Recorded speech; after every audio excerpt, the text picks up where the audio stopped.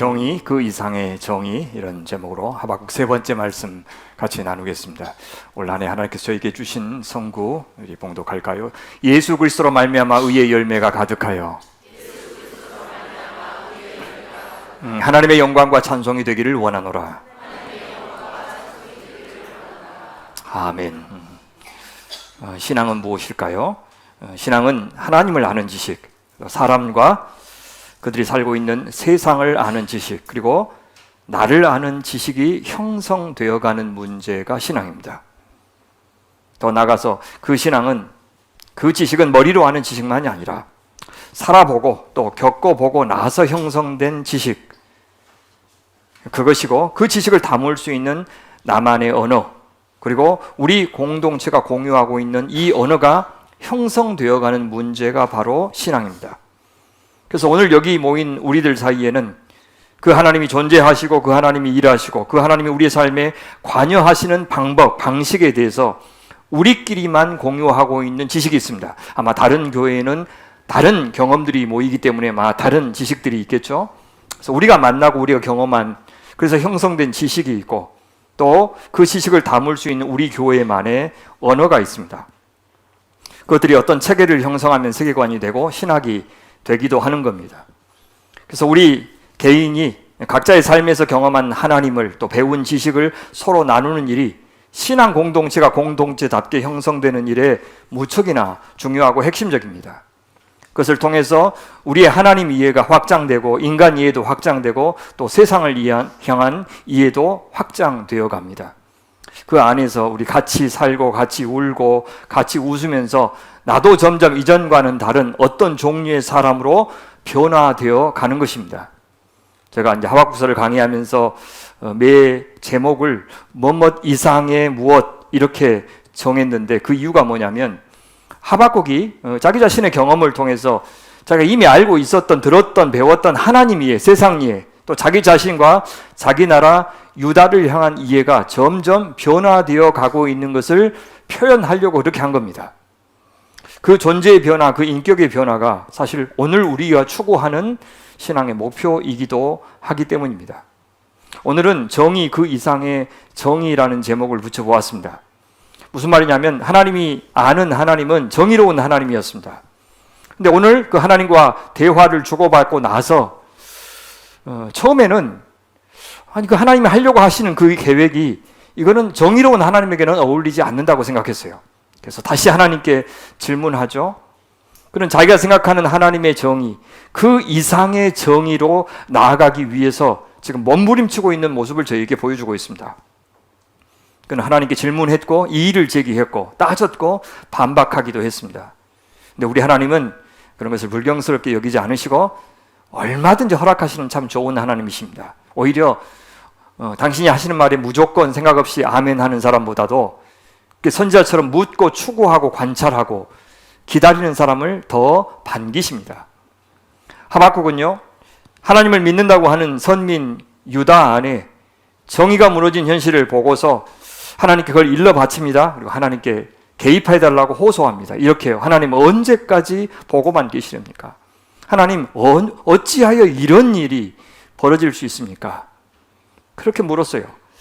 이에 하나님께서 대답하시면서 동시에 하박국이 갖고 있었던 이해 혹은 시야를 넓혀주셨어요. 하나님의 대답을 통해서 하박국은 두 가지 사실을 비로소 알게 됩니다. 첫 번째, 하나님은 하박국이 기도하기 전부터 이미 유다의 문제를 알고 계셨습니다. 누구보다도 관심을 갖고 계셨다는 사실을 알았어요. 하나님은 더군다나 유다만이 아니라 국제 질서까지 관심을 갖고 주관하시는 분이라고 주장하셨어요. 이번에 유다의 문제를 해결하실 것인데 유다의 문제만이 아니라 그 문제를 해결하는 과정에서 갈대아 세력을 사용하실 것이고, 그래서 저 갈대아 세력의 갑작스러운 발흥 배후에 여호와 하나님 당신께서 계시다는 사실을 하박국에게 알려주시고 있습니다. 두 번째, 하나님은 유다의 과거와 현재만 알고 계신 것이 아니었습니다. 그래서 당장 유다가 맞닥뜨리고 있는 당장의 문제를 해결해 주시는데 그치지 않고 더 오래전부터, 즉 아브라함 때부터 약속하신 것, 아니 그 이전 창조 때부터 계획하신 것을 이루어가고 계시겠다고 그렇게 말씀하십니다. 유다의 가까운 미래만이 아니라 먼 미래까지 하나님 나라의 미래까지 염두에 두시면서 내가 지금 일을 하려고 한다.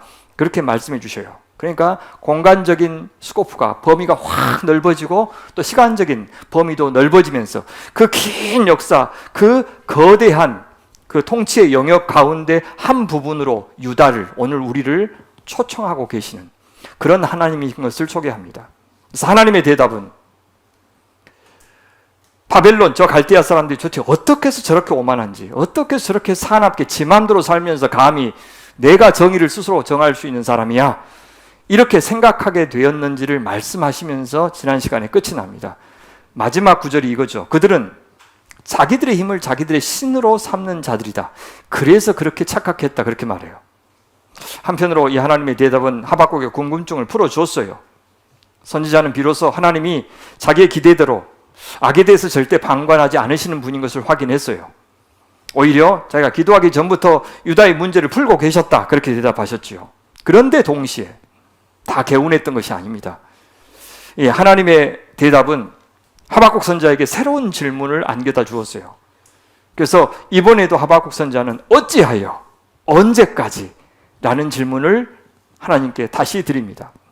하박국은 어떻게 질문하고 어떻게 대답했는지, 어떤 이해에 이르게 되었는지를 우리 한번 살펴보겠습니다. 먼저 그는 새롭게 깨달은 하나님에 대해서 이렇게 고백하면서 시작하네요. 선지자가 이르되 여호와 나의 하나님, 나의 거룩하신 이시여, 주께서는 만세 전부터 계시지 아니하시나이까?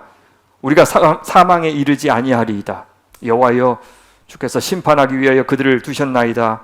반석이시여, 주께서 경계하기 위하여 그들을 세우셨나이다. 바로 앞에서 바벨론은 자기들의 힘을 자기들 신으로 삼는 자들이었다. 그렇게 말씀하셨는데, 정반대로 선지자는 어떤 사람입니까?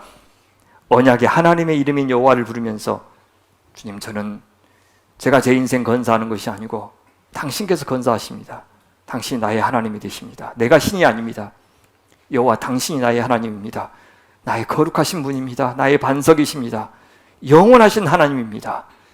이렇게 이 바벨론 사람들과 정반대로 고백하고 있습니다. 이것이 제국의 사람들과 하나님을 믿는 사람들의 차이입니다. 자기 힘을 자기 신으로 삼는 사람들이 제국의 사람들입니다. 그 힘이 재물이든 사회적 지위든 무슨 성취든 계급이든 그것들을 의지하여 사는 사람을 우상 숭배자라고 부릅니다. 하지만 하박국 선지자는 그가 대표하는 하나님의 백성들은 하나님만이 참 주권자라고 여기는 사람들입니다. 그 하나님만을, 그 여호와만을, 그 언약의 하나님만을 나의 하나님으로 인정하고 그분을 의지하는 사람, 그들이 하나님 나라의 백성입니다. 누가 하나님 나라의 또 백성입니까? 하나님을 거룩하신 하나님으로 믿는 자. 주와 같은 분이 누구입니까? 아무도 없습니다. 이렇게 당당히 고백할 수 있는 사람. 우리 하나님께만 권능과 위엄이, 정의와 구원과 은혜가 있다고 고백하고 그와 견줄 수 있는 신은 세상에 아무도 없다. 이렇게 담대하게 말할 수 있는 사람, 그리고 그렇게 사는 사람, 그들이 바로 하나님의 백성입니다. 누가 하나님의 백성입니까? 하나님만을 반석으로 여기는 사람. 늪이나 골짜기, 또 험한 광야나 강 같은 위험한 곳과 대조적으로 이 반석, 평평하고 단단한 반석은 구약에서 피난처 보호를 상징했어요. 안전이나 안정감을 상징했어요. 그래서 이스라엘은 우리를 지켜주시는 하나님, 우리가 신뢰할 수 있는 믿어온 하나님에 대해서 말할 때 그분은 반석이신 하나님이다. 이렇게 고백했습니다. 이 선지자에게 하나님은 반석이셨습니다. 여기에 더하여 하박국 선지자는 하나님을 만세 전부터 계신 하나님이라고 고백합니다. 그러니 우리가 사망에 이르지 않을 것이다. 이렇게 당당하게 말할 수가 있었습니다. 무슨 말입니까? 지금 저 갈대아 사람들이 갑자기 새로운 나라를 세워서 위세를 떨치고 있지만 그들이 존재하기 전부터, 아니 그 이전에 있었던 150년 동안이나 다스렸던 아수르 제국이 존재하기 전부터 하나님은 일하고 계셨다고 선지자가 고백하고 있는 겁니다. 그러니 이 바벨론 지금 위용을 과시하지만 언젠간 하나님이 작정하시면 멸망할 것이라고 말할 수 있었습니다. 하지만 그들은 멸망해도 하나님은 그 이후까지 존재하실 분이다. 이렇게 말하고 있습니다. 그러니 하나님의 백성들은 어떻습니까? 그 하나님처럼, 그 영원하신 하나님처럼 사망에 이르지 않을 것이다. 죽지 않는다는 말이 아니겠죠. 여기서 말하는 것은 한 개인을 두고 하는 것이 아니고 하박국 자신을 두고 하는 것이 아니고 유다 나라를 표현하는 거예요. 더 나아가서는 하나님의 나라, 언약의 나라를 이야기하는 겁니다. 그러니까 유다, 심판받고 어려움 겪을 수 있을 것이고 심지어 멸망하기도 하겠지만 그 와중에서 의인들까지 애매하게 죽을 수도 있겠지만 결국에 하나님은 당신 나라 정결하게 하시고 마침내 생명 가운데로 이끄실 것이다 라고 선지자는 고백하고 있는 겁니다. 그러니 아무리 바벨론이 강하고 사나워도, 그래서 그들에게 유다가 멸망한다 할지라도 결코 하나님 나라는 망하지 않고 하나님의 약속은 패하지 않을 것이다. 그는 그렇게 믿게 된 겁니다. 선지자는 지금 제 힘이 곧 하나님인 바벨론의 신은 절대로 살아계신 하나님, 영원한 하나님, 거룩하신 하나님을 이길 수 없다, 이렇게 고백하고 있는 겁니다. 그런 거룩한 하나님이시니, 그분이 거룩하신 분이시니 자기 백성이라고 해도 유다의 죄악을 두고만 보시는 분이 아닐 것임을 그는 또한 확인했습니다. 이렇게요. 여호와여, 주께서 심판하기 위하여 그들을 두셨나이다. 반석이시여, 주께서 경계하기 위하여 그들을 세우셨나이다. 여기 심판이라는 단어 앞에서 자주 나왔던 미슈파트, 정의 이렇게 번역되었죠. 앞에 재판 이런 뜻입니다. 앞에서 당당함이라고 번역되기도 했어요. 선지자는 유다를 어떤 나라라고 했냐면 정의가 시행되지 않는 나라라고 하나님께 고발한 적이 있어요. 그런데 하나님께서는 그래, 그 유다의 폭력 하마스를 심판하기 위해서 내가 갈대아 사람을 일으켰는데 그들은 누구냐? 자기 자신을 정의라고 당당함이라고 생각하는 오만한 자들이다, 그렇게 말씀하셔요. 그런데 하나님은 그런 오만한, 그런 정의롭지 않은 바벨론을 통해서 유다의 불의를 심판하셔서 하나님의 정의를 세우시겠다고 말씀하시는데 선지자는 정말 그 하나님의 계획을 복명복창하고 있는 겁니다. 왜요? 하나님 그거 문제 있는 것 아닙니까? 그렇게 항의하기 위해서 복명복창하는 거예요. 왜 문제라고 생각하는지는 나중에 보고요. 우선 중요한 것은 하나님의 기대대로 선지자 하박국의 시야가 분명 확장되었다는 사실만은 분명합니다. 물론 지금 이 고백했던 이 말 가운데 선지자가 이전에 고백하지 않았던 것은 아마 하나도 없었을 겁니다. 그가 처음 써본 표현도 아마 없었을 거예요. 그런 하나님이신 줄 그는 이미 익히 알고 있었습니다. 그런데 이 상황에서 그가 기억해야 하나님, 그가 소환해야 하는 하나님이 바로 자기가 알고 있는 그 하나님이라고 하는 사실은 몰랐어요. 우리가 어떤 상황을 만나든지 간에요, 대개 우리가 알고 있는 하나님, 우리가 이미 성경에서 배운 하나님으로 충분히 그 하나님을 만날 수가 있어요. 충분해요. 더 무슨 다른 하나님을 배워야 하는 것이 아니에요. 근데 과연 내가 맞닥뜨리고 있는 이 특정한 상황에서 내가 지식으로 알고 있는 그 하나님이 역사하실 수 있다는 사실을 우리는 실감하지 못할 때가 많습니다. 성도들을 상담할 때 그래요. 성도님들에게 제가 전혀 그분들이 한 번도 들어보지 못했던 낯선 하나님을 소개해 드리는 것이 아니라 매우 낯익은, 아니 지나치게 낯익은 하나님을 낯설게 소개해 드리는 것이 제가 할 일인 경우가 많습니다. 그때 우리에게 필요한 것은 새로운 고백이 아니라 익숙한 고백을 새롭게 하는 일일 때가 많아요. 그러면 하박국처럼 지식 속의 하나님, 우리의 고백과 찬양 속에만 계셨던 하나님이 삶 속에서 실제로 경험되는 그런 하나님이 되시는 것입니다. 그때 우리는 그런 순간에 그렇게 하나님을 생생하게 만났을 때 내가 하나님 고백도 했고 알고 있다고 생각했는데 실제로는 몰랐구나 라는 사실을 깨닫고요, 그 하나님에 대한 우리의 언어가 새로워지는 것을 경험하게 될 것입니다. 그래서 시편 기자들도 내가 새 노래로 찬양한다, 그렇게 아마 고백을 했던 것 같습니다. 그렇게 만났던, 갑자기 나에게 다가오신 그 하나님을 내가 옛날에 썼던 그 구태의연한 언어 가지고는 도저히 담아낼 수 없어서 새로운 노래를 지을 수밖에 없었던 것입니다. 그런데 하박국의 이 고백, 하나님이 갈대아 사람을 주셨습니다, 하나님이 그를 세우셨습니다 라는 이 완벽한 고백이 동시에 선지자에게 또 다른 문제 하나를 일으켰어요. 낯익은 하나님이 분명 낯선 하나님으로 다가오셨는데 거기에 그치지 않고 그 하나님이 당혹스러운 하나님까지 되신 겁니다. 아니, 하나님이 그런 여호와 하나님, 거룩하신 하나님, 이스라엘의 반석이 되시는 하나님이신데 어떻게 이런 계획을 세우실 수 있습니까? 라고 말하고 싶었던 거예요. 한편으로는 생생하게 이해된 하나님이 다른 한편으로는 더 이해할 수 없는 하나님이 되시는 경험을 했던 겁니다. 하나님답지 않는 해결책입니다, 그 말을 하고 싶었던 거예요. 이 끔찍하고 이 폭력적이고 사악하고 교만한 제국을, 이 탐욕적이고 자기 숭배적인 파괴적인 제국을 선하시고 의로우신 하나님이 일으키셨다고요. 그렇게 좋으시고 사랑하시는 하나님이 어떻게 그런 사람들을 세우실 수 있습니까? 도저히 이해할 수가 없었어요. 어떻게 정의로우신 하나님이 정의를 세우시겠다고 하면서 정의롭지 못한 자들을 도구로 사용하실 수 있단 말입니까? 그건 하나님의 정의를 스스로 훼손하시는 것 아닙니까? 그렇게 묻고 싶었던 겁니다. 이것이 하박국 선지자가 던지고 있는 두 번째 질문이에요. 물론 이것은요, 불신에서 나온 질문이나 항의가 아니에요.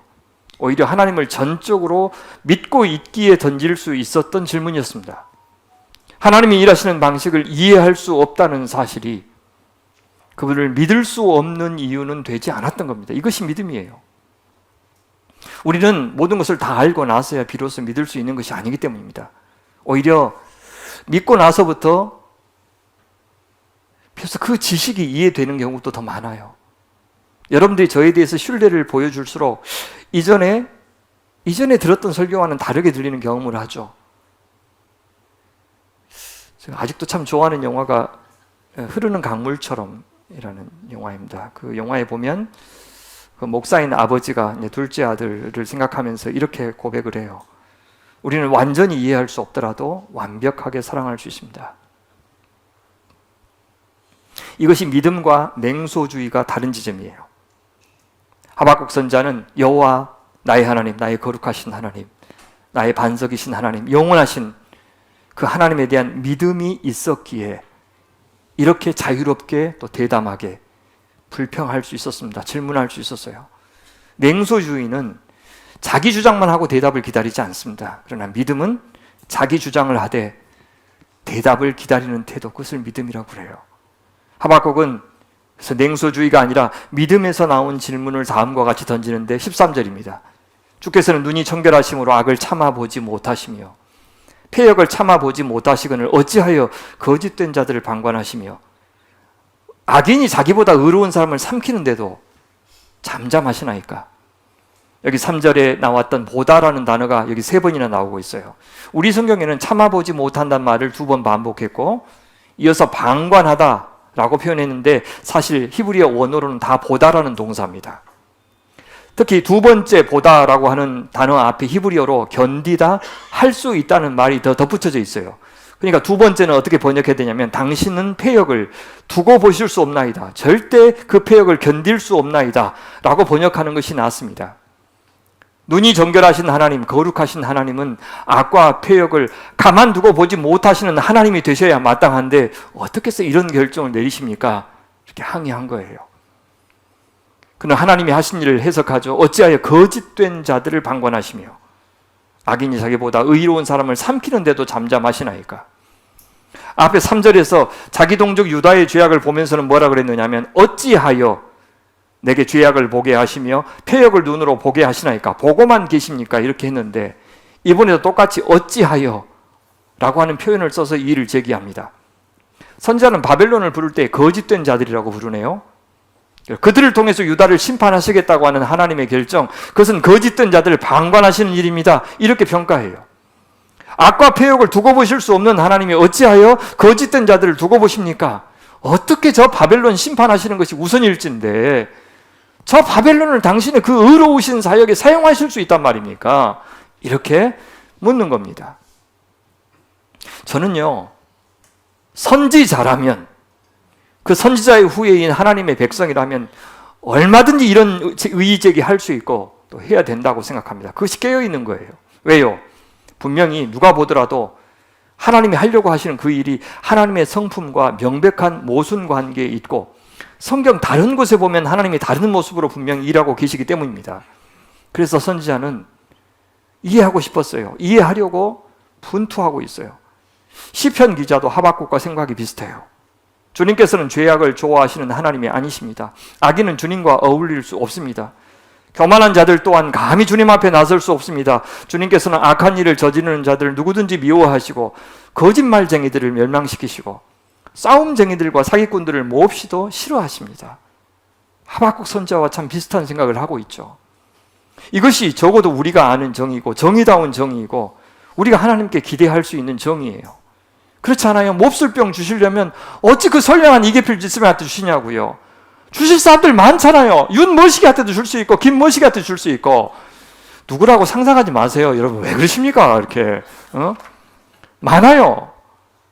악인들 심판받아야 되고 하나님은 선하고 의로운 사람 통해서 악하고 못된 녀석들 심판하셔야 하나님답지요. 이렇게 말할 수 있어요. 근데 어떻게 더 악한 악인들을 통해서 더 의로운 사람을 심판하십니까? 그 하나님이 너무나도 낯설었어요. 유다가 멸망 수준의 심판을 당해야 한다는 것도 생각하면 너무 가혹한 조치처럼 들렸고, 그 유다보다 먼저 심판받아야 마땅한 바벨론이 그 유다를 심판하는 하나님의 도구로 쓰임받는다고 하는 사실이 큰 걸림돌이 되었어요. 여기 잘 보세요. 선지자는 바벨론을 악인이라고 부르고요, 유다 사람들이 뭐라고 부르냐면 바벨론보다 더 의로운 사람, 그렇게 불러요. 이 분명히 입장이 달라진 건데 4절 보시면 유다 안에 있는 두 종류의 사람을 비교할 때는 의인과 악인 그렇게 했는데, 갈대아 사람과 비교할 때는 악인과 그 악인보다 의로운 사람이라고 갑자기 유다의 악인들이 의로운 사람이로 이렇게 둔갑하고 있어요. 얼마나 교묘한 주장입니까? 그러니까 선지자는 아무리 하나님 나라 유다가 악인이라고 해도 저 우상 숭배하는 바벨론보다는 더 의롭지 않습니까? 그 말이에요. 여러분, 이 말 안에 어떤 영적인 우월감 같은 것이 느껴지지 않습니까? 예, 명백한 도덕적 고지론을 지금 주장하고 있는 겁니다. 그래서 어쨌다는 거예요? 더 악한 바벨론이 덜 악한 유다를 심판하는 도구로 쓰이는 거 잘못입니다. 이게 무슨 말이냐면, 만약에 하나님께서 하박국 선지자 자신한테 심판하라고 시킨다면 하나님보다 더 정의롭게 심판할 자신이 있습니다. 그런 말이에요. 지금 하나님 가르치고 있는 겁니다. 하나님의 잘못을 지적해주고 있는 거예요. 앞에서 유다를 더는 참지 않고 심판하셔야 될 악인이라고 했으면서 이제는 쟤네 바벨론보다는 의롭다고 말을 바꾸고 있습니다. 그러면 심판도 더 의로운 자에게 받아야 좋은 심판이 되는 것입니까? 악한 놈들부터 차례대로 심판하셔야 하나님이 의로운 분이 되시는 겁니까? 예, 물론 성경도 악한 죄와 덜 악한 죄를 구분하고 있고요, 형벌도 다르게 규정하고 있어요. 모든 죄에 대해서 다 돌로 쳐야 한다고 말씀하신 것도 아니에요. 하지만 동시에 성경은 우리 인간을 향해서 모든 사람이 죄를 지었음에 하나님의 영광에 이르지 못한다고 말씀하셔요. 시편 기자의 말을 들어보시겠습니까? 주님께서는 하늘에서 사람을 굽어보시면서 지혜로운 사람이 있는지 하나님을 찾는 사람이 있는지를 살펴보신다. 너희 모두는 다른 길로 빗나가서 하나같이 썩었으니 착한 일을 하는 사람이 하나도 없구나. 심판은 하나님의 고유 권한이에요. 하나님이 누구를 심판의 도구로 쓰실지 당신께서 정하실 수 있어요. 하나님 보시기에는요, 심판에서 자유로울 정도로 의로운 사람은 하나도 없습니다. 그런 의로운 사람을 통해서만 악인들 심판하시는 것이 정의라면 그건 처음부터 실현 불가능했던 겁니다. 물론 이 땅에서 직업상 죄를 찾아내거나 가려낸 사람은 있을 수 있지만 하나님 앞에서는 다 죽을 죄인이에요. 그런데 우리는 자기 허물을 감추거나 누그러뜨리려고 얼마나 이 선지자처럼 네가 감히 뭔데 나를 판단해, 네가 무슨 자격이 있다고 하면서 메신저를 공격하기를 얼마나 잘하는지 몰라요. 우리는 우리의 죄를 심각하지 않는 것으로 만들고 피치 못할 사정이 있어서 범한 것으로 만들고, 그래서 나는 너희들이 생각한 것처럼 그렇게 나쁜 사람이 아니다 라고 만들 수 있는 탁월한 기술과 능력을 갖춘 사람들입니다. 노력하지 않아도 변명과 정당화에 매우 능한 사람들이 우리예요. 그러나 우리 하나님은 때로 의인들을 통해서 악인을 심판하기도 하시고요, 악인들이 스스로 자기 무덤 파고 자기 함정 파서 자기 꾀에 넘어지기도 하셔요. 어떤 악인을 통해서 다른 악인을 심판하기도 하시고, 더 악한 악인을 통해서 덜 악한 악인을, 아니 그 반대로 심판하기도 하셔요. 심지어 악인을 심판하는 과정에서 애매하게 의인이 고난을 당하는 것도 허락하셔요. 무엇이 왜 그런 방법으로 하나님께서 심판하시는지 알 길이 없어요. 3년 전에 윤석열 씨가 대통령에 당선되었을 때 많은 분들이 걱정을 했어요. 잘하리라는 기대는 안 했지만 그래도 그분의 결정 하나하나에 또 국민들의 삶이 크게 좌우되고 특히 남북관계에 적지 않은 영향을 미치기 때문에 당연히 저는 그분을 위해서 기도했고 잘하기를 바랬어요. 동시에 저는 그분의 당선이 단지 이전 정부의 잘못 때문에 나온 결과만은 아닐 것이라고 봤어요. 지도자인 그의 수준은 저는 우리 국민의 탐욕의 수준을 그대로 반영하고 있다고 여겼습니다. 여야, 진보, 보수 할 것 없이 저마다 자기들한테 미치는 유불리만 따져서 나온 결과일 뿐입니다. 지역별로, 세대별로, 직업별로, 계층별로, 이념별로 그냥 자기 입장에서만 보더라고요. 공동체 의식이 없는 상태였어요. 그래서 나중에 자신은 물론이고 다수의 국민들에게 해가 될 것이 뻔했던 그 사람에 대한 엄연한 진실을 애써 외면했어요. 보고 싶은 것만 봤어요. 그분이 그럴 줄 몰랐다고요? 모르고 찍었다고요? 어떻게 그럴 수가 있어요? 그 많은 증거들이 있었는데.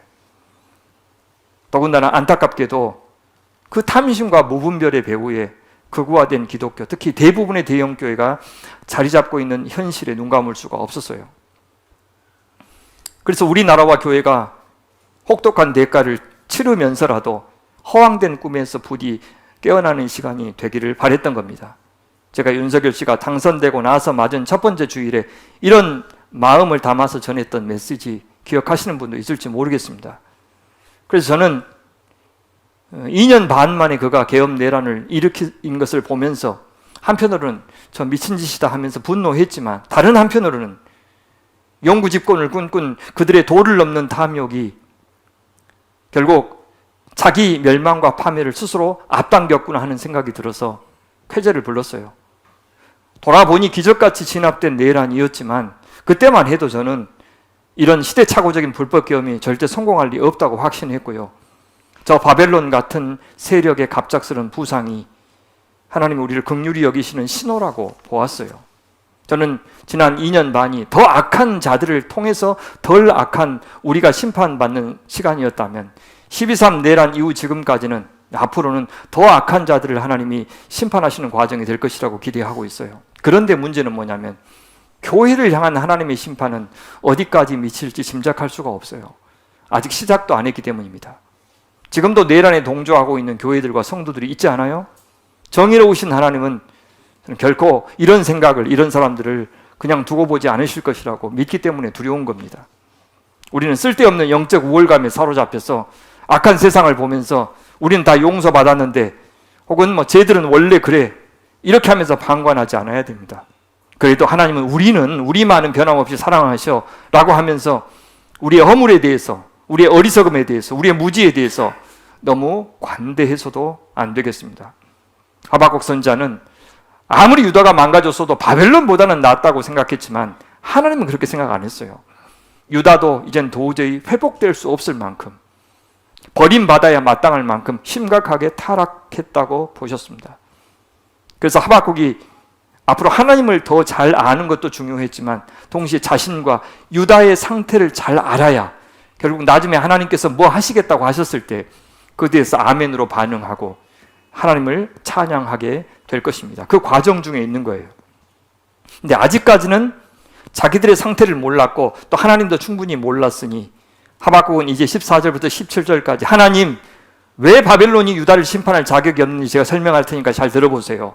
이것이 얼마나 하나님 당신의 정의와는 어긋나는 것인지 제가 설명할 테니까 주님 잘 들어보십시오 하면서 역설하기 시작해요.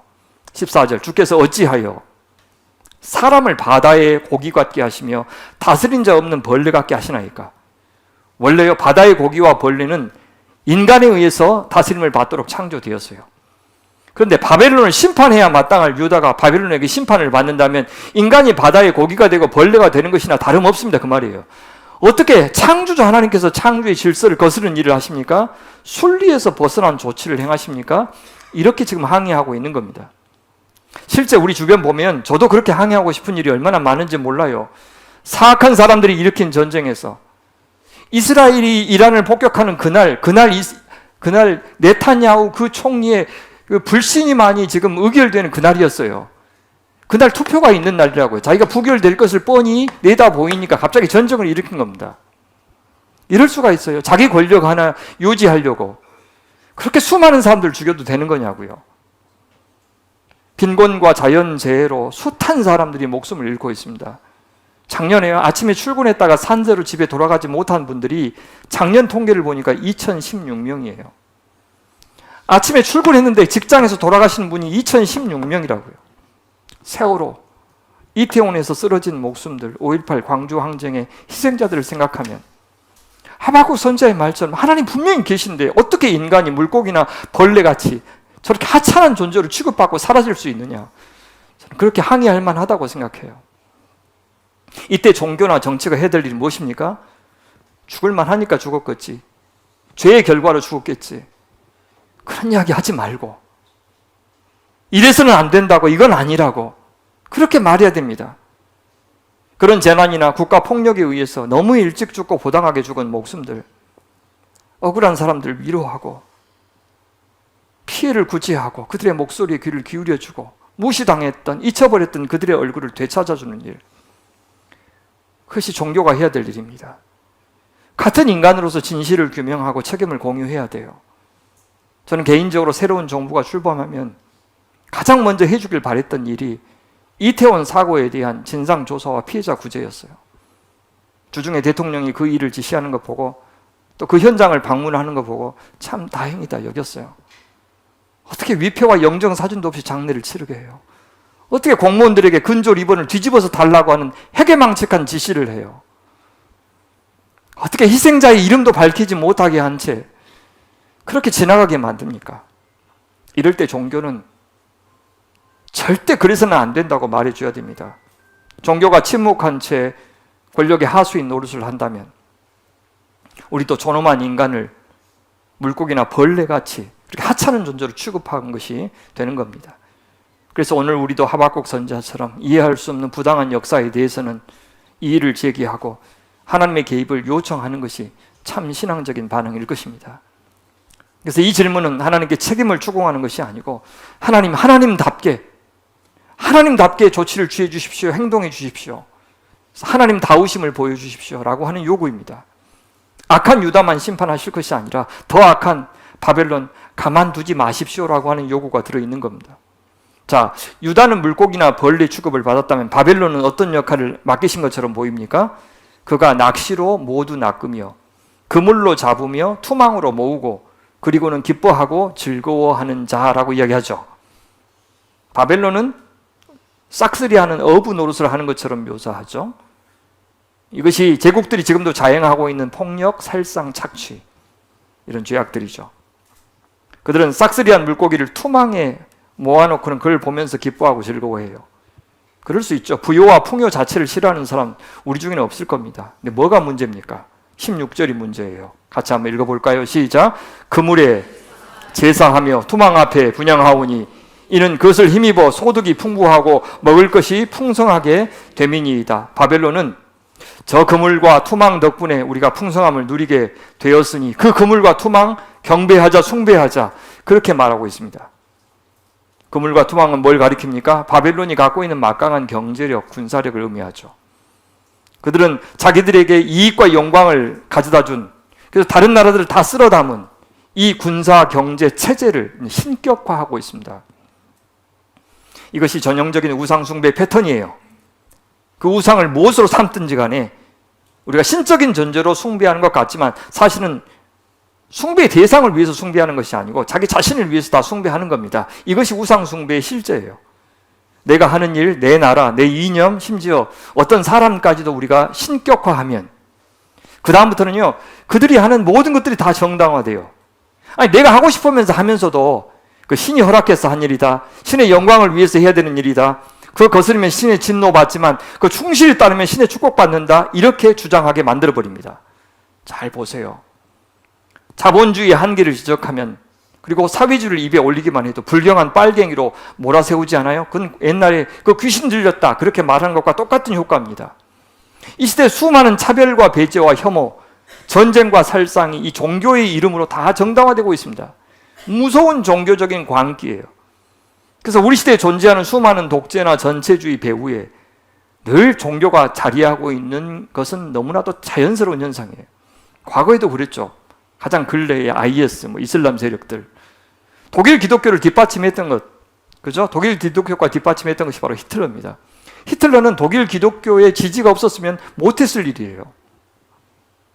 지금도 이스라엘의 시오니즘, 그리고 트럼프를 지지하는 기독교, 한국의 광화문 집회, 태극기 집회, 정광훈을 배후에 두고 있는 사람들, 다 그 광기 배후에 종교가 있습니다. 우린 지금까지도 로마 제국이 기독교 국가가 되는 것은 하나님의 승리다, 하나님의 축복이다, 그렇게만 알고 칭송하는데, 사실 콘스탄틴 황제가 거대한 제국을 만들어 놓은 다음에 그 제국 전체를 다스릴 범세계적인 통치 이념이 필요했는데, 그것을 찾다가 저 기독교가 가장 적합하다 생각해서 그것을 채택했다는 사실에 눈 감으면 안 됩니다. 그래서 마냥 축복만이 아니에요. 그러면서부터 로마 제국은 신성 국가가 되었고, 이제부터 그들이 하는 모든 정복 활동은 하나님의 도움으로 승리한 신적 사건이 되어버렸어요. 로마 제국이 기독교 국가가 되면서부터는 순해진 것이 아니고 계속해서 침략하고 빼앗고 전쟁하고 했다고요. 근데 그때부터는 어때요? 이건 하나님이 도우신 일이야 라고 정당화되기 시작했습니다. 여러분, 불행하게도요, 기독교 승리주의, 기독교 정복주의는 이때부터 시작되었어요. 총칼을 앞세워서 선교를 자행했던 비참한 역사가 시작되었어요. 십자군 전쟁이 대표적인 죄악이죠. 중상주의를 표방하면서 유럽의 기독교 국가들이 무기를 장착한 채 상선을 타고 남미나 아시아 나라들의 강제로 문호 개방을 요구하고 그 배에 선교사를 태웠습니다. 아프리카의 노예 무역을 주도한 것도, 남아프리카 공화국이나 호주의 백호주의를 주도한 것도 다 기독교예요. 승리의 역사, 선교의 역사가 아니라 가슴 아픈 침략의 역사입니다. 이렇게 십자군이 아니라 십자가의 종교로서의 기독교의 본질은 초창기부터 훼손되기 시작했고, 지금도 교회는 자기들의 탐욕과 야망을 종교로 감추면서 자기 정당화의 길을 가고 있는 중입니다. 나눔이나 섬김이 아니라 굴림이나 소유의 가치관을 너무너무 자신 있게 설파하고 있어요. 그래서 신의 축복이라고 불러주면서 다들 그 축복을 갈망하게 만들고 있습니다. 너무나도 평안한 마음으로, 전혀 부끄러움 없이. 주님은 절대 우리가 가난해지기를 좋아하지 않고 다 부자 되기를 원하신다. 주님은 당신의 자녀들이 성공해서 다 지도자가 되기를 원하신다. 패배자로 실패해서 그렇게 전락하는 것 원하지 않으신다. 그렇게 주장을 해요. 그들은 약함보다 강함을 숭배해요. 하지만 그 말이 전적으로 틀린 말은 아닐지라도 그것만이 전부고 그것이 진리의 중심이라고 주장하는 것이 문제입니다. 그것은 바벨론이 되는 길이기 때문입니다. 하지만 그것이 성육신의 예수님, 십자가의 예수님을 얼마나 조롱하는 생각인지 그들은 모르고 있을 겁니다. 자기를 부인하고 자기 십자가를 지고 나를 따르라고 하는 주님의 명령과 얼마나 거리가 먼 생각인지 아마 그분들은 모르고 있을 겁니다. 제가 그렇게 이야기하면, 그럼 너는 교회 커지는 것 싫으냐? 그럼 너는 돈 싫으냐? 그렇게 응수해요. 말이 되는 소리입니까? 어떻게 큰 교회하고 어떻게 돈하고 주님을 바꿀 수가 있습니까? 교회다운 교회를 어떻게 바꿀 수가 있냐고요. 근데 감히 부끄러운 줄도 모르고 겁도 없이 그런 질문을 해요. 이것이 이 시대 교회의 비극입니다. 여기서 우리는 또한 도구나 수단을 신격화하는 모습도 볼 수가 있죠. 사용하는 도구의 주인은 엄연히 나인데 그 도구에 종속되는 현상 말입니다. 신이 되는 가장 대표적인 것이 우리 시대 돈이나 권력이죠. 그거 우리 사는데 필요하고 주님 일을 하는데도 필요해요. 그런데 우리는 그 도구들을 우상화해서 그거 더 얻을 수 있다면 죽이고 괴롭고 빼앗기는 건 마다하지 않습니다. 그러다 결국 나도 물건 같은 존재가 되고 영원히 망가집니다. 내가 숭배하는 대상을 반드시 나는 닮아가기 때문입니다. 이것이 도구의 신격화고 비인격의 인격화예요. 사실 교회와 교회 지도자를 신성화시키는 일이 훨씬 더 쉽고 더 흔한 일이지요. 그렇게 싹쓸이 했으면서도 바벨론은 만족해할 줄 모릅니다. 그것이 원래 우상숭배나 탐욕스러운 노예들의 특징입니다. 그들은 우선 왜 이렇게까지 자기들이 많은 것을 소유해야 되고 다 차지하려고 하는지 자기 자신도 몰라요. 묻지도 않습니다. 그들은 삶의 목표나 삶의 목적을 상실했어요. 그래서 그들에게는 적당이라는 것이 없습니다. 한 욕망이 곧장 다른 욕망을 부르기 때문에 그렇습니다. 하고 싶은 것 하는 것이 목적일 뿐 그 가치나 의미나 명분은 나중에 갖다 붙이는 겁니다. 그래서 맹정신으로는 도저히 들을 수도 없고 이해할 수 없는 큰 헛소리로 그들이 하는 말이 들리는 것입니다. 그래서 그들은 계속해서 더 많이 차지하고 더 강해지고 더 강하게 자극을 받지 않으면 권태로워서 죽어버리려고 합니다. 갈등을 의도적으로 유발하고 있는 저 트럼프 보세요. 그들은 평화롭고 고요한 일상을 참지 못하는 사람입니다. 그들은 싸움 자체를 게임처럼 즐기는 사람들이에요. 그래서 그들에게는 만족, 자족함 상상할 수도 없습니다. 성경도 말하죠. 이는 그것을 힘입어 소득이 풍부하고 먹을 것이 풍성하게 됨이니이다. 그가 그물을 떨고는 계속하여 여러 나라를 무자비하게 멸망시키는 것이 옳으니까. 직역할까요? 그러니 그가 그 그물을 비우고 나서도 열방을 불쌍히 여기지 않고 계속해서 도살해야 하는 것입니까? 한마디로 주님 언제까지 저런 거 지켜보고만 계십니까? 언제까지요? 이 스스로는 멈출 줄 모르는 바벨론의 탐욕의 끝은 도대체 어디입니까? 이렇게 묻고 있는 것입니다. 지금 우리나라 경제 성장률이 1% 미만이라고 하죠. 폐업하는 가게들이 속출하고 있고 정말 이제 걱정이고 안타깝기도 합니다. 다시 먹고 사는 일이 좀 당연해지는 일상이어서 돌아왔으면 좋겠어요. 그러면서 동시에 우리가 그간 성장이라고 하는 괴물에 먹혀 살았던 시절도 잊어서는 안 됩니다. 소비나 성장이 최고의 가치가 되었어요. 그래서 사라진 단어들이 있죠. 자제, 절제, 검소. 이런 미덕들이 사라져버렸어요. 국제통화기금 IMF 외환위기 직후인 2001년 말에 한 신년 광고가 국민들을 위로하면서 대박을 터뜨렸던 거 기억하실 겁니다. 여러분 부자 되세요. PC카드 광고였죠. 배우 김정은 씨가 서론에서 눈사람 주위를 빙빙 돌면서 여러분 부자 되세요 꼭이요 이렇게 외칠 때 우리는 모두가 어땠어요? 들으면서 아멘 그렇게 이제 이야기했었죠. 외환위기 여파가 남아있는 그런 상황에서 이 말은 최고의 덕담이었고 심지어 주문이 되었어요. 근데요, 그 다음 해에 이 카드의 그 광고 문구가 뭘로 바뀐지 여러분 잘 기억 못 하시죠? 돈 많이 버세요로 바뀌었어요. 여러분 돈 많이 버세요. 부자는 오직 돈이 많은 사람이라고 함부로 정의하고 그걸 우리에게 강요했어요. 그래도 그 전까지는 뭐 부자 되고 싶지 않은 사람은 없지만 그래도 돈이 전부라고 이렇게까지 노골적으로 말하지는 않았어요. 돈이 많다고 다 부자인 것은 아니다라는 생각이 있었는데 이 광고는 제대로 선을 넘은 느낌이었어요. 그래서 제가 되게 불편했어요. 근데 한 10년 지나고 한 2010년 롯데캐슬 아파트 광고를 보면서는 브레이크 없는 욕망의 폭주가 시작되었다는 느낌 지울 수가 없었어요. 그들은 이렇게 말했어요. 당신이 사는 곳이 당신이 누구인지 말해줍니다. 물론 프리미엄을 강조하려는 의도였겠지만 우리의 존재를 우리가 어떤 아파트에 사는지로 규정 짓겠다는 그들의 발상에 진짜 화가 났어요. 캐슬 안에 살고 있는 사람과 성 밖의 사람을 그들은 구분하기 시작했어요. 그러면서 아파트 주민들이 아니면 그 성을 통과하지 못하게 그렇게 만들기도 했습니다. 세상의 주인은 돈이라는 거 다 알고 있지만 그래도 사람이 주인일 것이라고 믿는 그 한 가닥 믿음을 우리는 염치라고 부르지 않습니까? 그런데 참으로 몰염치하고 파렴치한 광고, 이 진짜 염치 없는 광고였습니다. 그리고 또 10년이 지나서 2023년 서울 서초구 반포동에 들어서는 주상복합 아파트 더 팰리스 73은 이렇게 광고했어요. 평등하지 않는 세상을 꿈꾸는 당신에게 바칩니다. 갈 때까지 갔다는 느낌 받았어요. 이건 솔직한 건 아니고 무례한 것이고 부끄러움을 아예 상실한 수준이었어요. 너무 반발이 심하자 회사 측은 의도하지 않았음에도 불구하고 신중하지 않은 표현으로 많은 분들께 불편한 감정을 느끼게 했다면서 사과했고 내렸어요. 하지만 그럴 리가 없어요. 그들은 철저하게 의도한 광고였고 처음부터 불쾌하게 여길 사람들은 아예 신경도 안 썼고 전혀 배려하지 않기로 작정하면서 만든 광고였어요. 너희들 불편해? 돈 있어? 불편할 너희들한테 관심 없어. 돈 있는 사람한테만 관심이 있지. 그렇게 나는 돈밖에 모르는 속물이라는 것을 숨길 필요가 없는 시대가 되었구나 하는 생각이 들었어요. 성도 여러분, 이런 시대에요. 바벨탑 바벨론은 누구일까 무엇일까? 그리스도인들이 물어야 안 되겠습니까? 성장이라고 하는 찬란한 영광은 늘 그늘을 만들기 마련입니다.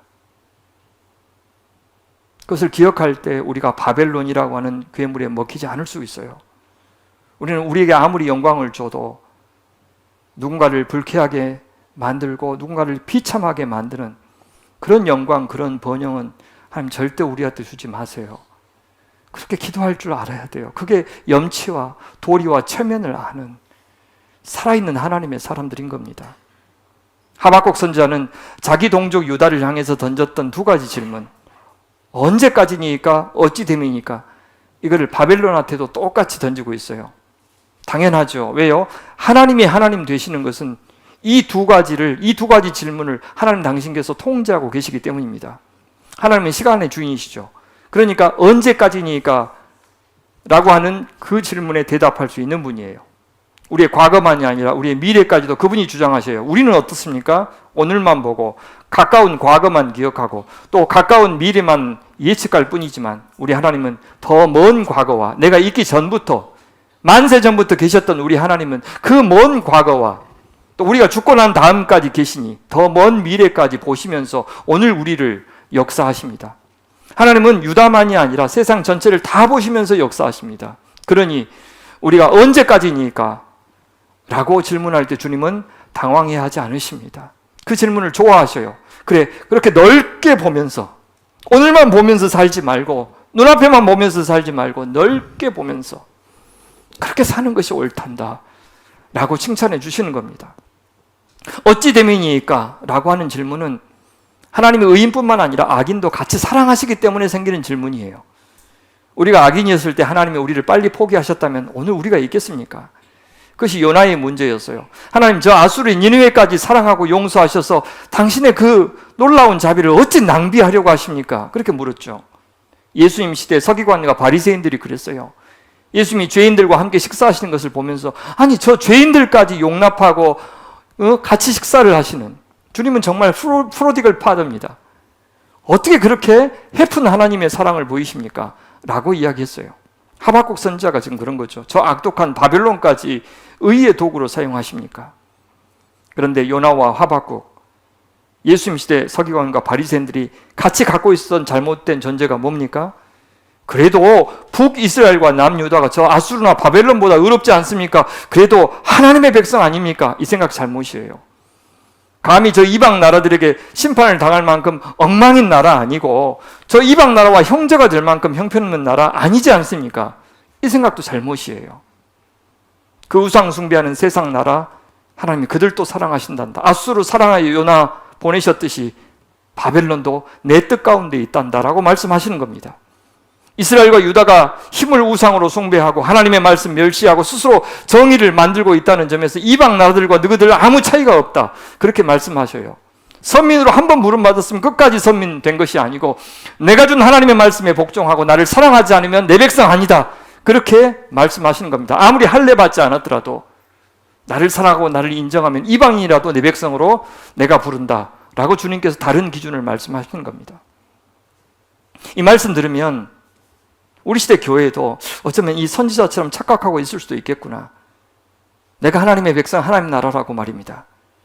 자신들의 말과 행동이 하나님을 모욕하고 있는 줄 모른 채, 심판을 앞당기는 우상 숭배인 줄 모른 채, 하나님이 주시지 않는 거짓 안정감 속에 거하고 있는 것은 아닌지, 하나님을 반석으로 여기지 않고 돈을 반석으로 여기고 내가 사는 아파트가 내 수준을 결정한다고 생각하면서 내가 탄 차가, 내가 나온 학교가, 내가 갖고 있는 직업이, 내 연봉이 내 수준을 결정한다고 생각하는, 그것을 반석으로 여기는, 그것이 나를 영원히 지켜줄 것이라고 생각하는 내 생각이 하나님을 모욕하고 있다는 것을 모른다면 나는 하나님의 백성 아닐 수 있다는 겁니다. 이렇게 질문하고 나서 하박국은 하나님의 대답 기다려요. 내가 같이 읽어볼까요? 시작. 내가 내 파수하는 곳에 서며 성루에 서리라. 그가 내게 무엇이라 말씀하실는지 기다리고 바라보며 질문에 대하여 어떻게 대답하실는지 보리라 하였더니, 하박국은 전쟁 중에 파수하는 자리에선 파수꾼처럼 자기를 묘사해요. 그는 지금 하나님과 전쟁을 벌이고 있는 것처럼 본 거죠. 이 대답 듣지 않으면 자기가 죽을 것 같다고 여길 만큼 절박했어요. 그래서 두 번이나 청유형 써서 강한 의지 표현하죠. 내가 파수하는 곳에 서리라, 내가 성루에 서리라, 직역하면 자리하리라. 파수꾼이 얼마나 긴장하면서 적들의 동태를 살핍니까? 그 마음으로 하나님이 언제 대답하시더라도 한마디도 놓치지 않고 다 들으려고 주의하는 이 선지자의 모습 상상할 수 있어요. 기다리고 바라본다, 이 바라본다는 뜻이에요. 주의 깊게 지켜본다, 우러러본다. 여기 질문에 대하여 어떻게 대답하실는지 보겠다고 할 때 질문이란 단어는 직역하면 반박, 책망이에요.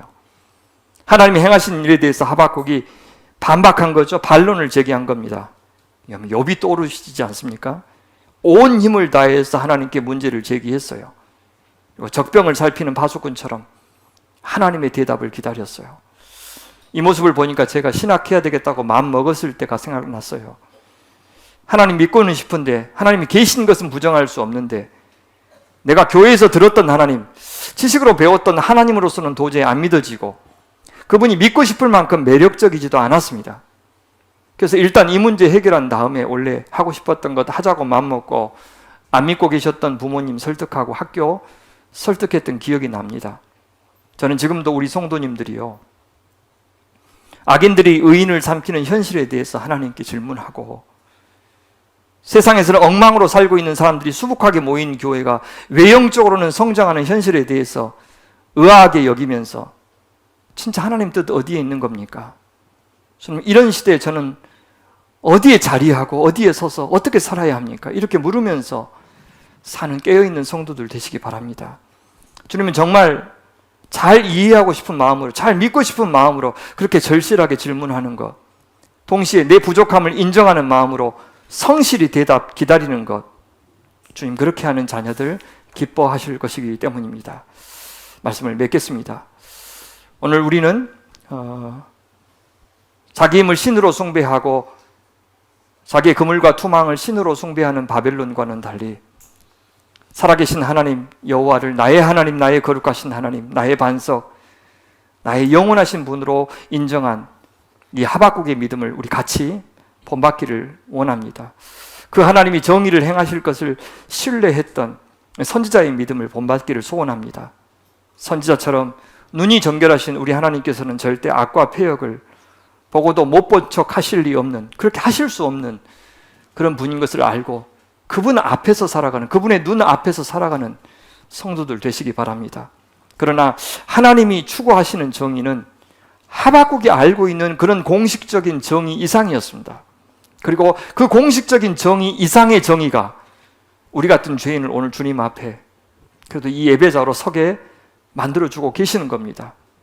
그래서 우리도 정직하게 하나님 앞에 질문함으로써 우리가 알고 있는 하나님, 우리가 알고 있는 정의 이상의 정의로 나아가는 우리 성도들 되시기를 바라요.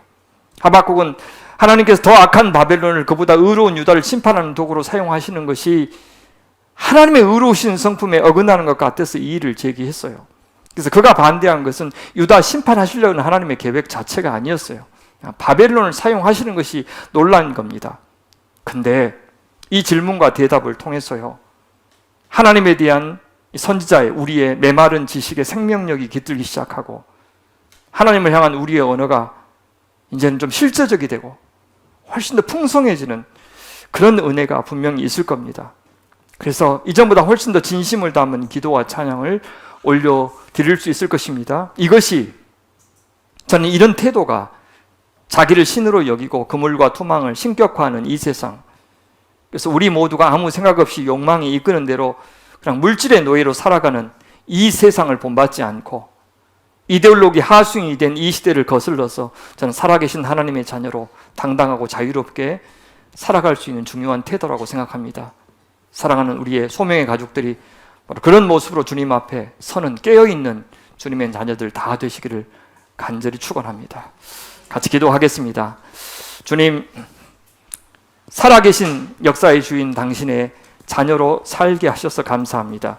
묻고 따지고 항의하는 것이 주님 더 온전히 믿고 싶고 또 진실이 찬양하고 싶고 즐거이 동행해서 그러는 것이니 주님 저희를 만나 주시옵소서. 주님 저희를 상대하여 주시옵소서. 질문이 있고 간절한 추구가 있는 깨어있는 소명의 식구들 다 되게 하셔서 만몬에 의해서 시들어가고 메말라가는 또 죽어가는 이 시대에 생명의 복음을 담대하게 자랑하고 나누어주는 그런 생명의 수원지 되는 광주소명교회 되게 하여 주시옵소서. 의탁하며 감사하며 우리 구주 예수님 이름으로 기도하옵나이다. 아멘. 아멘.